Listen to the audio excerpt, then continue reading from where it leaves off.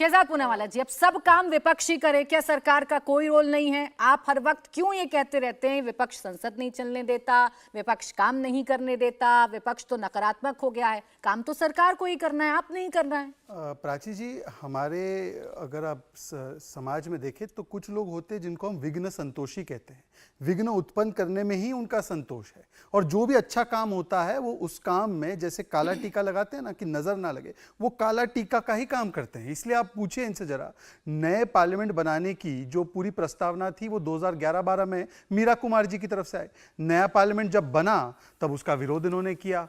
राम मंदिर का फैसला सुप्रीम कोर्ट की तरफ से आया। इसी 5 अगस्त में 3 साल पूरे हुए भूमि पूजन को इन्होंने हाईकोर्ट से लेकर हर जगह जाकर इस पर विघ्न डालने की कोशिश की।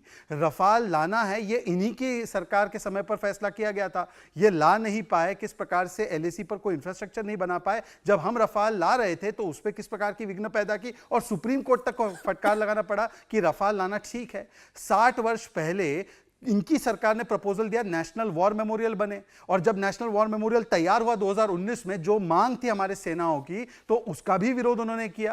तो आप बता दीजिए ना कि कौन सा ऐसा काम है जो ये खुद चाहते थे और जब वो काम नहीं कर पाए और हम करने लगे तो उस पर आडंगा करने लगे। अच्छा, दूसरी बात, आज तो मुझे समझ में नहीं आया कि इनको विरोध किस बात का है। प्रधानमंत्री जी ने क्या कहा? डायनेस्टी क्विट इंडिया, भ्रष्टाचार क्विट इंडिया एंड तुष्टिकरण क्विट इंडिया। किसी का नाम नहीं लिया।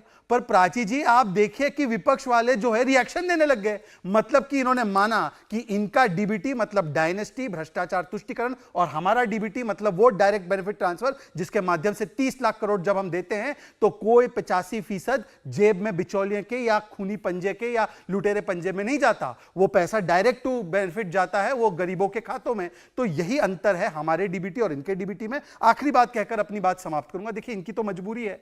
अब ऐसी मजबूरी है पार्लियामेंट के विषय में, 9-10 दिन उन्होंने कार्रवाई नहीं होने दी। किस विषय पर? कि मणिपुर पर पीएम बोलेंगे उसके बिना कोई कार्रवाई नहीं होगी। पर दिल्ली सर्विसेज के बिल की चर्चा हुई तो उसमें आके बैठ गए, उसमें चर्चा होने दी। इसका मतलब इनके लिए ना मणिपुर मुद्दा है, ना देश के जनता के मुद्दे हैं। इनके लिए केवल अपने इस सो कॉल्ड गठबंधन को बचाना है, क्योंकि मजबूरी है। और यह हमने नहीं, अधीर रंजन जी ने कहा। और मजबूरी भी देखिए कैसी है। आईयूएमएल के लोगों ने खुलेआम कासरगोड में हिंदुओं को मारने के नारे लगाए। आज भी वो आईयूएमएल इनके साथ है। नाम कुछ भी हो, प्रोडक्ट वही का वही है जो 26/11 को पाकिस्तान के लिए भारत की साजिश बताता है, सर्जिकल स्ट्राइक पर सवाल उठाता है, बालाकोट पर सवाल उठाता है, और बार बार तुष्टिकरण के लिए आतंकवाद की पैरवी करता है, अफजल से लेकर याकूब तक। मैं अजय जी आपके पास आऊं, आपसे कमेंट लूं। एक कमेंट पहले मैं तमाम जो लोग मेरे साथ जुड़े हुए हैं उनका ले लेती हूं। राजीव रंजन जी, विपक्ष काम नहीं करने देता, और अभी शहजाद जी ने लंबी चौड़ी लिस्ट भी गिनाई। जो बात प्रधानमंत्री नरेंद्र मोदी ने भी कही थी कि यह विपक्ष नकारात्मक विपक्ष है, विरोध करने के लिए विरोध करता है, चाहे फिर नई संसद का उद्घाटन हो, कर्तव्य पथ का डेवलपमेंट हो, या फिर नेशनल वॉर मेमोरियल का बनकर तैयार होना हो। देखिए, 10 वर्षों की उपलब्धियां इतनी छोटी उपलब्धियां हैं कि अगर इसको लेकर उन्हें ऐसा लगता है कि उन्होंने इस देश को बदल दिया है, तो मुझे लगता है कहीं ना कहीं बड़बोले दावे और जमीनी हकीकत का जो फर्क है वो समझ नहीं पा रहे। दरअसल बातें तो वो करते हैं, कभी मन की बात करते हैं, कभी सरकारी समारोहों को राजनीतिक दल के प्रचारक के तौर पर उसका इस्तेमाल करते हैं। आज क्या था, एक राजकीय समारोह, और वहां उन्होंने हिंदुस्तान के विपक्ष पर अपनी पूरी भड़ास दिया। क्योंकि ये डर है, ये जो यूनाइटेड अपोजिशन है जिसे इंडिया का नाम दिया गया, इंडिया यानी भारत, इससे मुकाबला इन्हें दिन में तारे दिखाने जैसी स्थिति पैदा कर चुका है। और प्रधानमंत्री जी का संतुलन बिगड़ रहा है।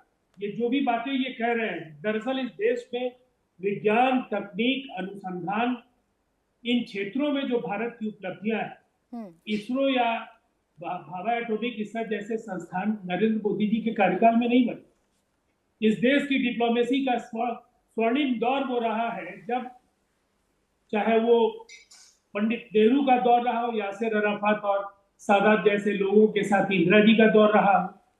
तो हमारा ये कहना है कि ये एक ऐसी स्थिति में देश पहुंचा जब आसपास के छोटे देश, अपेक्षाकृत जिनका आधार बहुत ही व्यापक नहीं है, लेकिन उन देशों ने भी आंखें दिखानी शुरू कर। अब आप श्रीलंका जिस तरह से एक चाइनीज पूरी तरह से चाइना का जिस तरह से प्रभाव बढ़ा, मालदीव में प्रभाव बढ़ा, जिस तरह से उनका असर भूटान जैसे परंपरागत मित्र राष्ट्र के यहाँ दिखने लगा है। पूरी तरह से नेपाल तो आप भारत चीन के मुकाबले कहीं ठहरता नहीं। अब ये हालात पैदा और कई ऐसे सवाल कांग्रेस के प्रवक्ता ने आपसे कहे, आप आए, अब पार्टी भी डिफरेंस आपने खुद दो को बात, कहा, एक सेकंड और राजीव ये रंजन कहा जी, दो कि बात जो कुछ होता रहा सर है देखिए, इसे- दो बात हैं। पहला तो मेरा सवाल इस बात को लेकर था, जो वो विरोध करने के लिए विपक्ष विरोध करने लगता है, और वो बीते कई दिनों से एग्जाम्पल हम सब ने देखे, नए संसद का उद्घाटन हो, कर्तव्य पथ पर सवाल खड़े करना हो।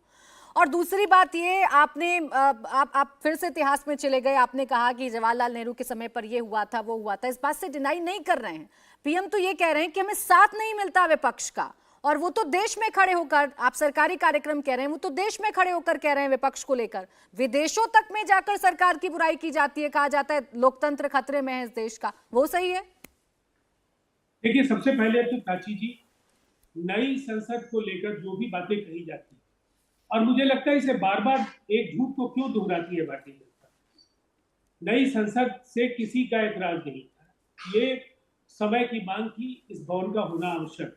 लेकिन संसद के उद्घाटन समारोह की जो रूपरेखा तय की गई और महामहिम राष्ट्रपति जी की जिस तरह से उपेक्षा हुई जी, और उसको लेकर विपक्ष का ये मानना था कि अगर आप इसके उद्घाटन को लेकर, बहुदलीय लोकतंत्र का यह मंदिर है, ठीक, सभी बड़े जो राजनीतिक दल जिनका संसद में प्रतिनिधित्व है, उनके साथ आप उद्घाटन के पूर्व आप एक बार बैठ के उनकी राय लेते और उसके बाद सर्वसम्मत निष्कर्ष पर आ पाते, इसलिए कि वो आपके प्रधानमंत्री कार्यालय का उद्घाटन नहीं होता। ठीक है राजीव रंजन उस जी, संसद का हो रहा था जिसमें इंडिया के संसद को लोग भी लेकर हैं और विपक्ष के एनडीए कई लोग गोल भी। पोस्ट बदले थे, और वो गोल पोस्ट कई बार चर्चा में आए, उस पर चर्चा भी हुई। मैं उस पर चली जाऊंगी तो चर्चा, बहस बहुत लंबी हो जाएगी। इंडिया टीवी हर वक्त हर जगह डाउनलोड करने के लिए सर्च करें India TV news Google play store या ऐप स्टोर पर।